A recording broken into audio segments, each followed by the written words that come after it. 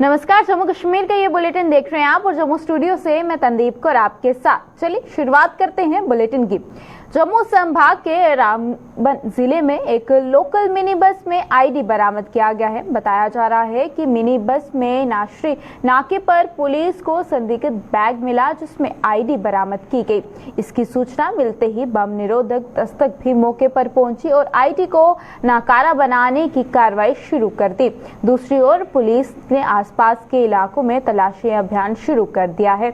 इसके साथ ही अन्य चेक पोस्ट और चौक चौराहों पर सतर्कता बढ़ा दी गई है। आपको बता दें कि इससे पहले वीरवार को सांबा जिले में ड्रोन से इस ओर गिराए गए हथियार व भारतीय करेंसी बरामद की गई थी।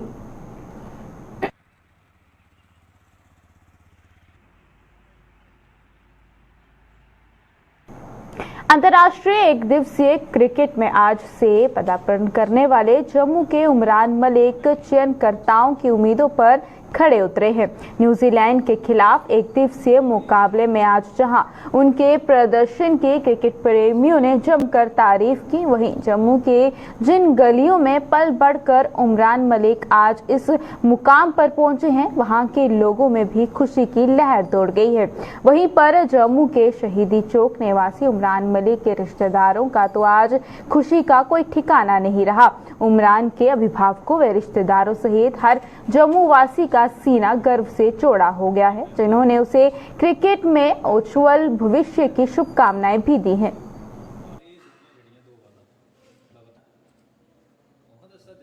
ये है हमारे लिए बड़ी गर्व की बात है कि इसने आज इनको इंडिया टीम ने मौका दिया है ओडीआई में। जम्मू के लिए इतनी प्राउड की बात है कि जम्मू पूरा देश हमारा खुश है, हमारे देश के लिए ये खेल रहा है, तो कितनी खुशी की बात है। इंडिया टीम में खेल रहा है ये हमारे लिए तो बहुत प्राउड मोमेंट, हमारी पूरी फैमिली खुश है इससे। सर ये अल्लाह ताला इसको खुश रखे और ये अच्छा खेले, पूरा देश का नाम रोशन करे और लगता है कि पूरा अच्छा ही कर रहा है ये। मेहनती तो है ये, तो मेहनत तो कर रहा है ये, अच्छा ही कर रहा है जो भी कर रहा है। इंडिया टीम में हमारे बच्चे को खेलने का मौका मिले और इंशाल्लाह अच्छा खेलेगा और अच्छा प्रदर्शन करेगा। आज अब ये 153 की स्पीड की है उसने, इंशाल्लाह इससे आगे करेगा। अभी और मौके मिलेंगे उसको और एक विकेट लिए इंशाल्लाह आज के दिन में। नहीं, हमें तो बहुत ज़्यादा उसके लिए, क्योंकि हम तो यही चाहते हैं कि वो एक अच्छी तरह खेले और अच्छी तरह इंडिया का नाम रोशन करे। और हमें जम्मू वालों के लिए हमें तो बहुत ज़्यादा उसके ऊपर उम्मीद है कि JNK का नाम बहुत ज़्यादा रोशन करेगा, इंशाल्लाह अच्छी तरह खेलेगा। स्टेप बाय स्टेप जो वो आगे खेला है और जो नाम उसका निकल कर आया, पूरी दुनिया में आया है उसका नाम, तो हमारे लिए तो एक चौंकाने वाली बात भी थी और बहुत ही खुशी की बात थी। आज वो देर आए दुरुस्त आयद है, उसको खिलाना था। इन्होंने जो अभी मैच हुए हैं पिछले दिनों नहीं खिलाया, लेकिन हो सकता है हम आगे निकल जाते, लेकिन अब जो खिला रहे हैं ये बहुत अच्छी बात है। मुल्क के लिए फ़ख्र की बात है, ये खाली इस रियासत के लिए नहीं, प्राउड मोमेंट है ये इस मुल्क के लिए। और ये दुनिया का हर खिलाड़ी उसके ऊपर कमेंट करता है कि भाई इसको खिलाइए, आप इसको आगे बढ़ाइए, क्योंकि इस वक्त ये सबसे आगे जा रहा है। जितने भी बॉलर हैं, फास्ट बॉलर हैं, उनका रिकॉर्ड ये तोड़ चुका है। तो हमारे लिए तो यही है, हम उसको विश करेंगे कि वो आगे बढ़े और उसके घर वाले जो हैं उनको भी हिम्मत दे, वो भी बहुत खुश रहते हैं। पूरा मतलब JNK खुश है उसके खेलने से। तो हम तो यही दुआ करेंगे कि वो आगे बढ़ता जाए और मुल्क का नाम रोशन करे, यादगार एक बना दे कि हाँ भाई इस मुल्क में ऐसा भी कोई खिलाड़ी है।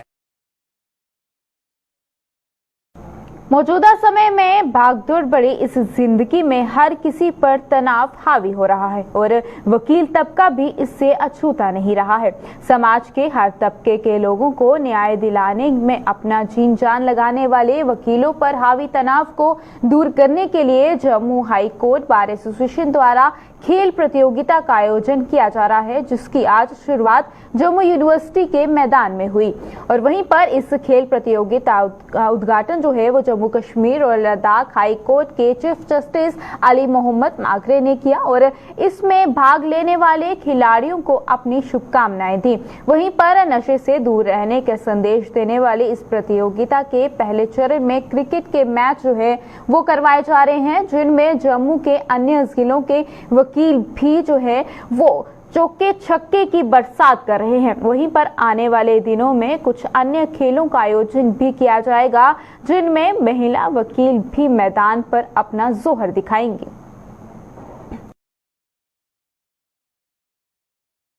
जो इवेंट हमने की है, हमारा प्रोफेशन भी स्ट्रेस से भरा हुआ प्रोफेशन है। हमारे पास पब्लिक आती है, पब्लिक अपने ग्रीवेंसेस हमें सुनाती है, हम उनका केस बनाते हैं और जो प्रेशर हम पे होता है उसके बेसिस पे हम लॉ कानून उसकी रिसर्च करके कोर्टों के सामने अपना केस प्लीड करते हैं, तो इंसाफ दिलाने के लिए हम पूरी लड़ाई लड़ते हैं। लेकिन जो स्ट्रेस हमें रहता है, उस स्ट्रेस से रिलीव होने के लिए स्पोर्ट्स का बहुत ज़बरदस्त रोल है और हम एक मैसेज भी देना चाहते हैं यूथ को, स्टूडेंट्स को, कि वो नशे से दूर रहें। और इससे बढ़िया कोई एक्टिविटी नहीं है जिससे आपकी फिज़िकल ग्रोथ भी होती है, आपकी मेंटल ग्रोथ भी होती है और माइंड और बॉडी जो है इसमें भी ट्यूनिंग इसमें हो जाती है। तो आपके मीडियम से हम नौजवानों को इस मौके पे ये अपील करते हैं कि आप भी यहाँ इस इवेंट को आकर के विटनेस करें, देखें और यहाँ से इंस्पायर होके जाएं, ताकि वो नशे से दूर रहें और बाहर जा कर के जिस भी जगह वो रहते हैं, चाहे गांव में रहें, किसी टाउन में रहें, शहर में रहें, तो वो मॉर्निंग अपने स्पोर्ट्स एक्टिविटीज़ में पार्टिसिपेशन।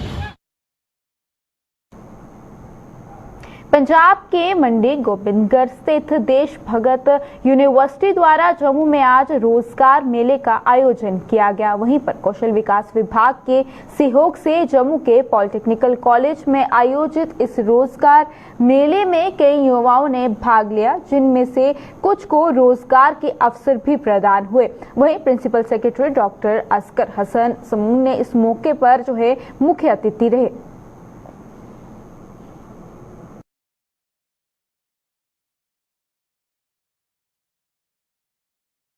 देखिए, हमारे जो इंस्टीट्यूशन हैं, पॉलिटेक्निक्स हैं, ITIs हैं या स्किल ट्रेनिंग हम शॉर्ट टर्म कोर्सेज करते हैं। मकसद ये है लोगों को जॉब्स मिले। खासकर NEP 2020 ने अलाउ किया है, आप डिप्लोमा करो, डिग्री करो, जो मर्जी करो, 10+2 करो, ग्रेजुएशन करो, एड-ऑन कोर्सेज ले लो, उसके बाद जॉब ढूंढो, ताकि आप माता पिता पर निर्भर ना रहो, आत्मनिर्भर बनो।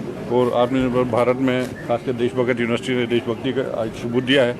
यह आया हमारे पास, हमने कहा आपको कोई सिफारिश की जरूरत नहीं, आप आइए हमारे कैंपस में रिक्रूटमेंट करिए। तो हमने जम्मू कश्मीर से सारे बच्चे बुलाए हैं। कश्मीर में सर्दी चल रही है, कुछ बच्चे आए होंगे, कुछ ऑनलाइन अप्लाई किया 3-4 हज़ार ने, जहाँ भी 2-3 हज़ार बच्चे आए हैं। तो हम कोशिश करेंगे 2-3 हज़ार जॉब आज मिले और डिमांड अगर अच्छा रहा तो हम और भी जॉब्स क्रिएट करने की कोशिश करेंगे। तो अच्छा, इंडस्ट्री वाले 10-15 हज़ार से स्टार्टिंग सैलरी है, बाद में सैलरी बढ़ा देते हैं। पर डिप्लोमा वाले भी हैं, डिग्री वाले भी हैं और यहाँ हमारे ITI वाले भी बच्चे। हमारे कोई 53 ITIs हैं, 22 पॉलिटेक्निक्स हैं, उसमें 18 तो हमने 2 साल में पीछे कंप्लीट किए हैं। 2 CIIT भी बनाए, एक तो यही बनाए जहाँ हम खड़े हैं। जिला कठुआ के गांव जराई के प्रतिनिधिमंडल ने DC कठुआ राहुल पांडे से मुलाकात की। इस दौरान प्रतिनिधिमंडल ने जराई सड़क निर्माण की भेंट चढ़ने वाले गरीब लोगों के घरों को बचाने की गुहार लगाई। प्रतिनिधिमंडल के अगुवाई कर रहे भाजपा नेता प्रेमनाथ डोगरा ने बताया कि इस सड़क के निर्माण गांव के बीचों बीच से किया जा रहा है, जिसमें कई मकान आ रहे हैं। उन्होंने सड़क के नए सिरे से सर्वे कर इन घरों को बचाने की मांग की है।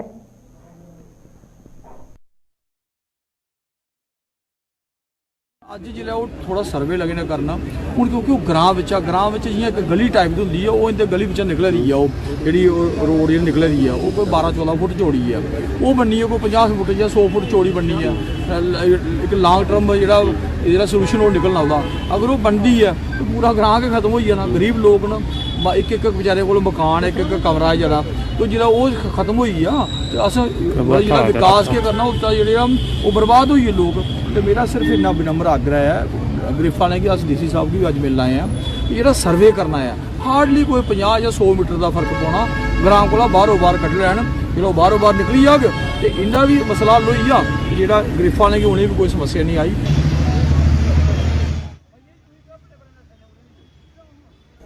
पुनीत सागर अभियान के तहत एनसीसी की दूसरी बटालियन के कैंडिडेट्स ने कठुआ में आज सफाई अभियान चलाया और वहीं पर इस अभियान के तहत डिग्री कॉलेज कठुआ में एनसीसी कैंडिडेट ने शहीद भगत सिंह पार्क में साफ सफाई की और लोगों को स्वच्छता का पाठ भी पढ़ाया।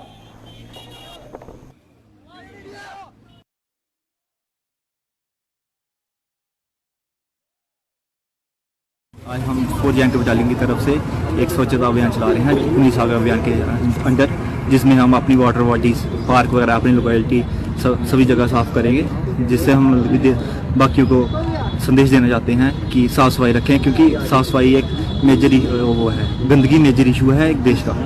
जिस साफ़ सफाई होगी तो हमारा देश आगे भी बढ़ेगा और बीमारी से दूर भी रहेगा।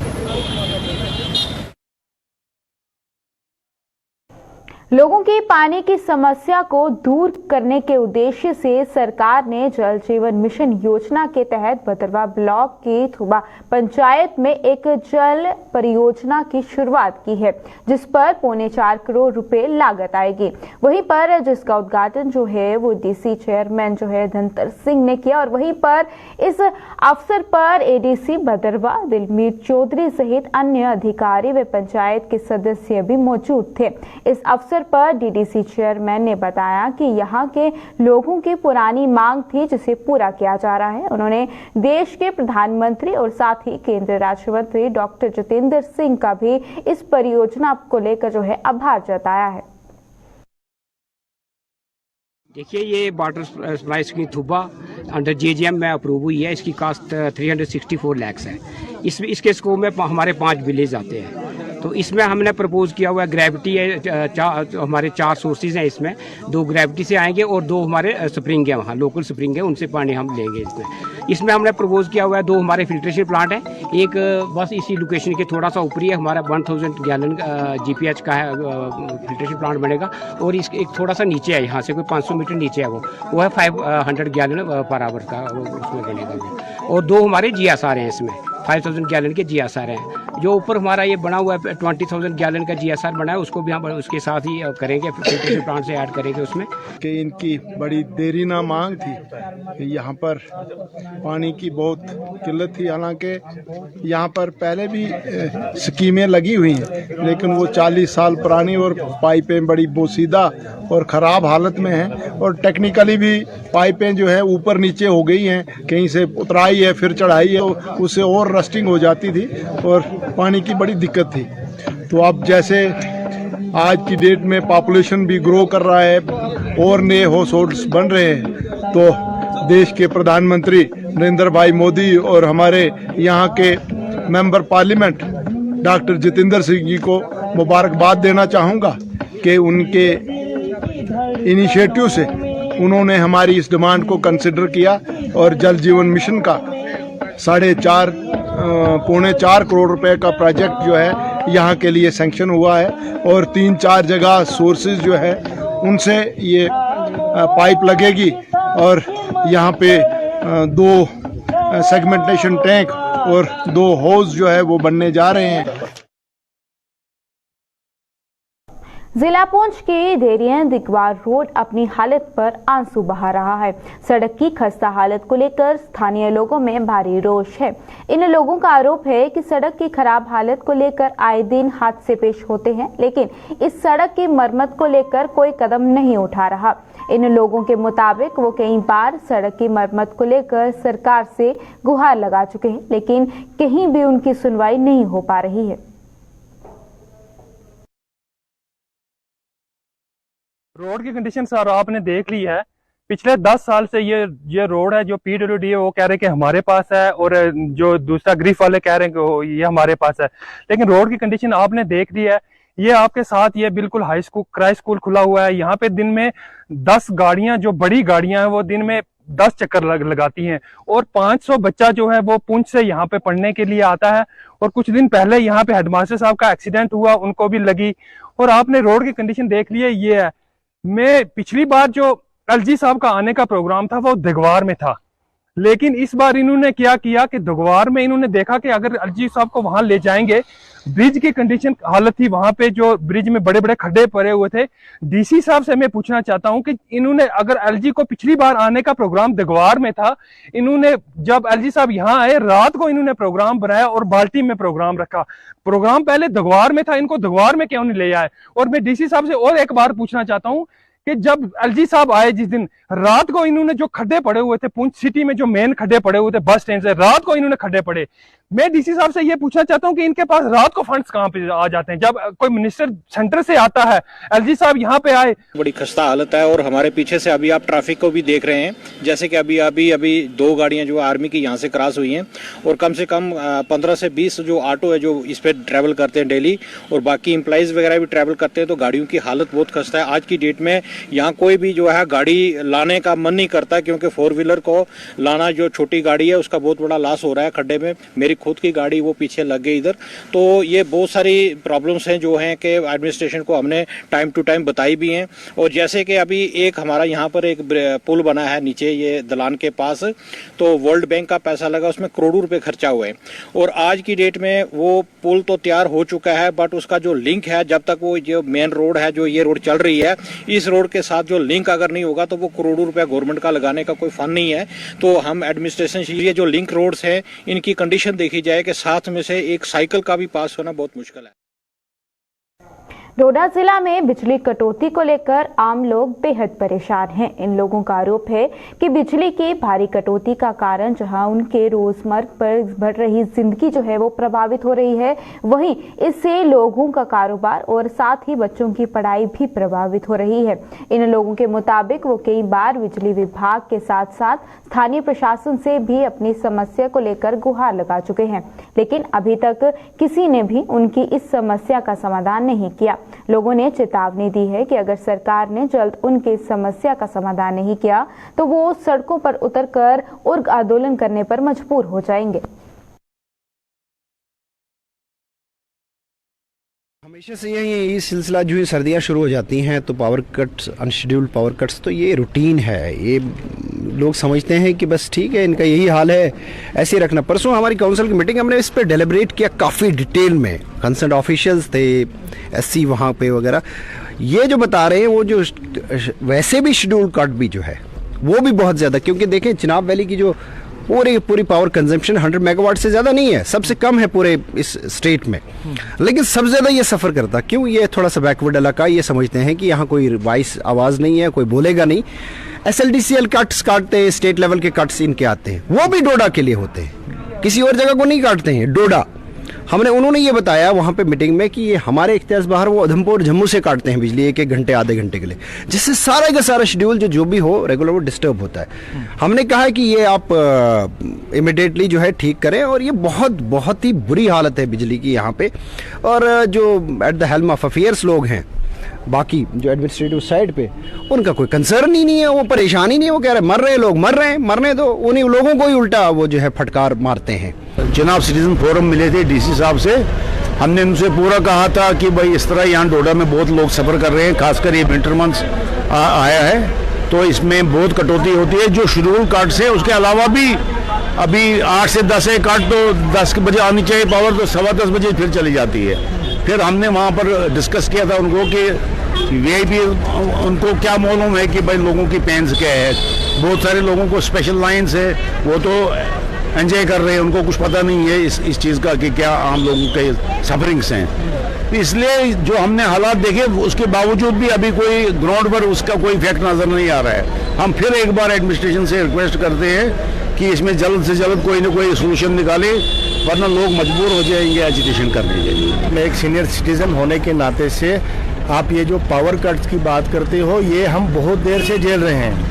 हमारे डिस्ट्रिक्ट में अर्सवाइल डिस्ट्रिक्ट को ले लो, मैक्सिमम बिजली प्रोडक्शन यहाँ से ही होती है, लेकिन गवर्नमेंट ने तब भी वादा किया था कि आपको फ्री बिजली देंगे, कोई कट नहीं रहेगा। लेकिन सबसे ज़्यादा कट अगर देखा जाए कहीं पे वो डोडा में है।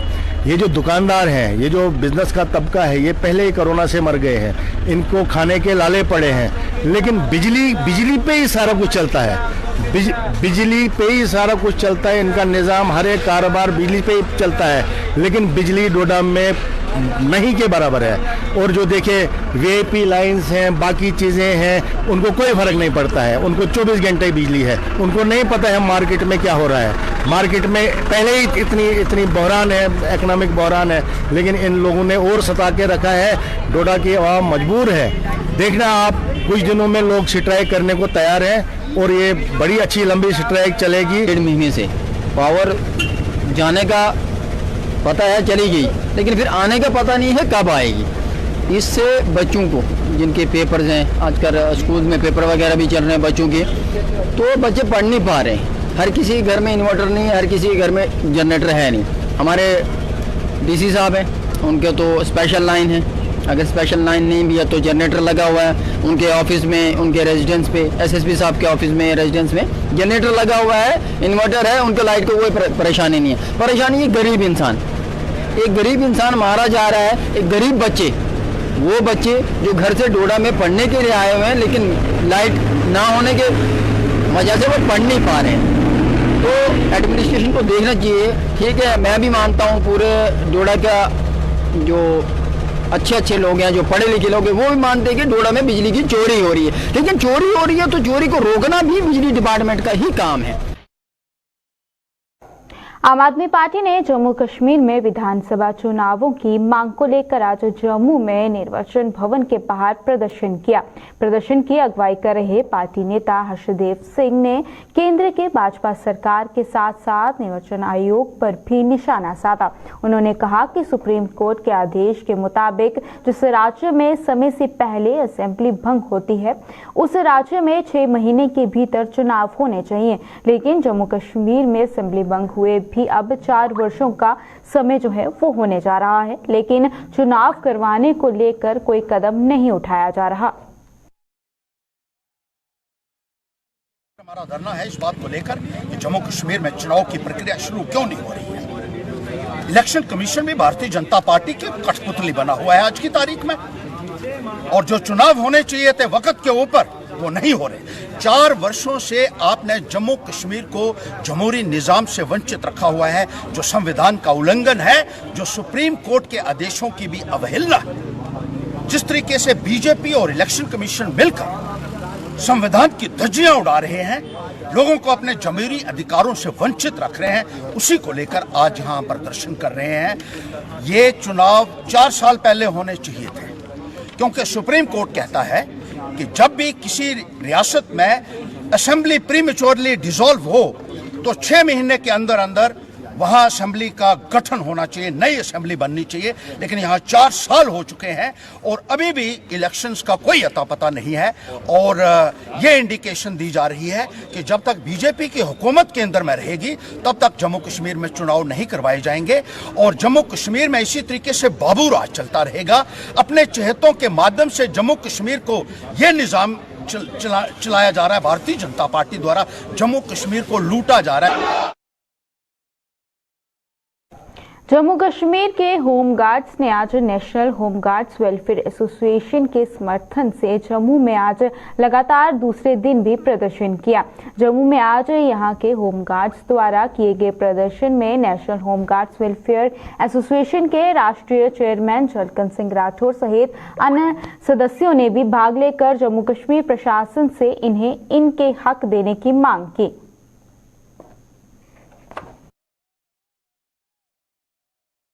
समय से होमगार्ड जवानों की मांगे लंबित हैं, अपने अधिकारों को लेकर ये संघर्षरत हैं। आज जब देश में एक झंडा एक कानून की बात होती है तो होमगार्ड जवानों के साथ ये सौतेला व्यवहार क्यों होता है कि अपने बच्चों का पालन पोषण करने के लिए भी इनकी दर दर की ठोकरें खानी पड़ती हैं। ऐसे में सरकार से अपील की जा रही है कि होमगार्ड जवानों को 365 दिन रोजगार, और जो परिवार के पालन पोषण के लिए ऐसे महंगाई के दौर में 2700 रुपए में घर का गुजारा नहीं हो पाता है। ऐसी स्थिति में नजदीकी यूटीज को देखते हुए, जैसे चंडीगढ़ में 46,000 है, दिल्ली में 27,000 है, और माननीय सुप्रीम कोर्ट का जो आदेश है उसमें साफ साफ कहा गया है कि आपके समान काम समान वेतन के लिए आपको अधिकारित किया जाता है, लेकिन यहाँ की सरकार ने, यहाँ के प्रशासन ने अभी तक इस चीज को लागू नहीं किया है। मैं अपील करना चाहूंगा कि तत्काल प्रभाव से जो भारत देश में सुप्रीम कोर्ट का आदेश हो चुका है उसको तत्काल लागू किया जाए। साथ ही जिन लोगों को बिना किसी कारण, बिना किसी नोटिस के यहाँ पर डिसएंगेज कर दिया गया है,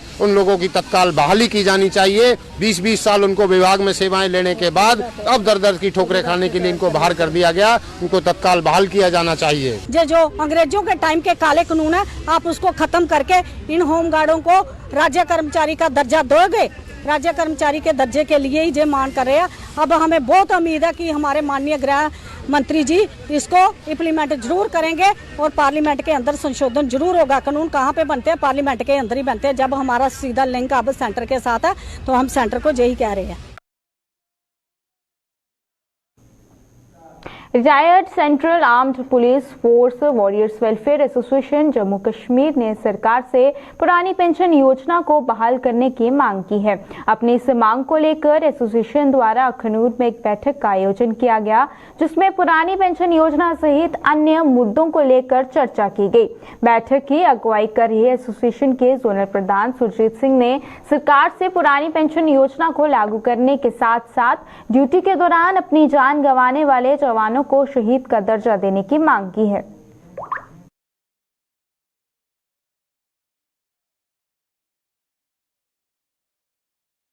गवर्नमेंट ऑफ इंडिया जो है, सेंट्रल गवर्नमेंट कोई ठंडे बस्ते में डाल रखा उन्होंने। जैसे कि हम ये चाहते हैं कि हमारी ओल्ड पेंशन हो। Old pension government of India ने ऐसा किया है कि वृद्धा पेंशन है, विधवा पेंशन है, विकलांग पेंशन है और कई किस्म की पेंशनें लगा रखी हैं। लेकिन जो भारत सरकार के लिए, भारत माता के लिए अपनी देश पर अपनी जान की कुर्बानी देते हैं, उनके लिए कोई पेंशन नहीं है। हम ये चाहते हैं कि 2004 के बाद के लोग जो हैं उनकी पेंशन लगनी चाहिए, क्योंकि आप सभी, पूरा भारत जानता है कि भारत के अंदर जो है जवान जो है एट ए टाइम बारिश हो, बर्फ हो, आंधी हो, तूफान हो, जहाँ कोई भी आपत्तिजनक कोई कार्रवाई हो तो जवान वहां पर जान कुर्बानी देने के लिए तैयार रहता है। अगर हम ये कहते हैं कि शहीद का दर्जा दो, तो शहीद का दर्जा क्या है कि गवर्नमेंट ऑफ इंडिया जो है शहीद का दर्जा जो है देने के लिए हमें कोई सहमत नहीं है। जम्मू कश्मीर के इस बुलेटिन में फिलहाल इतना ही। इसी के साथ मुझे दीजिएगा इजाजत। नमस्कार।